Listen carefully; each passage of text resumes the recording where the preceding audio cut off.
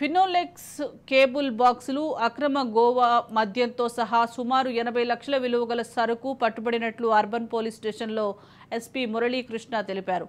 పెద్ద మొత్తంలో అక్రమంగా గోవా మద్యం తరలిపోతుందన్న సమాచారం మేరకు సిఐ వెంకట లక్ష్మమ్మ, మురళీమోహన్ తమ సిబ్బందితో కలిసి వైఎస్ఆర్ సర్కిల్ సమీపంలో పట్టుకున్నట్లు తెలిపారు. వాహనంలో 4.52 లక్షల విలువ గల 147 బాక్సులు గోవా అక్రమ మద్యం, 7,496 కిలోల ఫినోలెక్స్ కేబుల్ బాక్సులను స్వాధీనం చేసుకుని 2 నిందితుల్ని అరెస్టు చేశారు.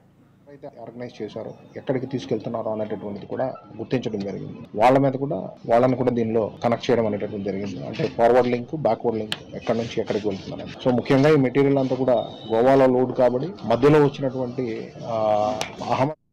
ఆర్గనైజ్ చేశారు, ఎక్కడికి తీసుకెళ్తున్నారో అనేటటువంటిది కూడా గుర్తించడం జరిగింది. వాళ్ళని కూడా దీనిలో కనెక్ట్ చేయడం అనేటటువంటి జరిగింది. అంటే ఫార్వర్డ్ లింక్, బ్యాక్వర్డ్ లింక్, ఎక్కడి నుంచి ఎక్కడికి వెళ్తున్నారు. సో ముఖ్యంగా ఈ మెటీరియల్ అంతా కూడా గోవాలో లోడ్ కాబట్టి మధ్యలో వచ్చినటువంటి